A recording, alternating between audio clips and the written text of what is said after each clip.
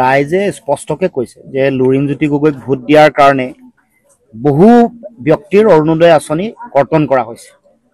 এইটো অত্যন্ত দুৰ্ভাগ্যজনক কথা, কাৰণ জনকল্যাণকামী এখন আঁচনি প্ৰকৃত হিতাধিকাৰীক দিব লাগে, যিসকলে পাবৰ কাৰণে তেওঁলোকৰ উপযুক্ততা আছে তেওঁলোকক দিব লাগে। তেওঁ কোন দল হয় সেইটো আচল কথা নহয়, তেওঁ কি দলৰ তেওঁ বেনাৰত আছে সেইটো ডাঙৰ কথা নহয়। যিসকলে পাব লগা অধিকাৰ তেওঁলোকে পোৱাৰ তেওঁলোকৰ উপযুক্ততা আছে তেওঁলোকক দিব লাগে।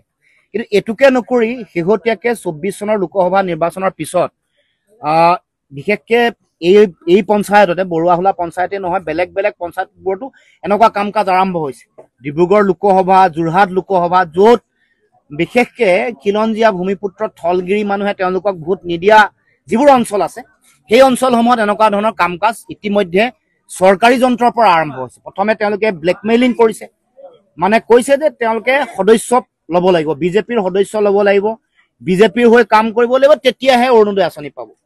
আৰু তাৰ উপৰিও বিভিন্ন দুৰ্নীতিৰ কথাও কৈছে যে অৰুণোদয় আঁচনি ধন পাবলৈ হ'লে কোনোবাই 500 টকা বিচাৰে, কোনোবাই 300 টকা বিচাৰে, কিছুমানে 300, 200 দিও তেওঁলোকে অৰুণোদয় আঁচনি ধন পাবলৈ এজিলৈকে সক্ষম হোৱা নাই। কিন্তু আমি আগৰ পৰা কৈ আহিছিলো যে বিজেপিৰ তেওঁলোকে বিষয় মানে বিধায়ক বা যিসকল কৰ্মকৰ্তা আছে তেওঁলোকে মানুহ চাই দিয়ে, মানে ৰঙা কোলা বিচাৰ কৰি তেওঁলোকে ধন দিয়ে। এওঁ বিজেপি কৰিছে নে নাই কৰা এইবোৰ চাই তেওঁলোকে দিয়ে।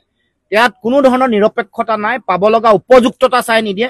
গতিকে এতিয়াও সেই একে কথাই তেওঁলোকে কৰিছে। তেওঁলোকে যিহেতু ভোট নাপালে, কম পালে, সেইকাৰণে লক্ষ্য কৰি চাই য'ত আমাৰ জাতীয় পৰিষদৰ বেনাৰ উৰিছিল, য'ত পতাকা উৰিছে, য'ত ৰাইজে একেলগে লাগি তাত মানে এটা কেম্প কৰি তাত ৰাইজে কাম কৰিছে, সেইবোৰ জেগা লক্ষ্য কৰি তেওঁলোকে এতিয়া তেওঁলোকৰ অৰুণোদয় বা তেওঁলোকৰ নাম কৰ্তন কৰিছে।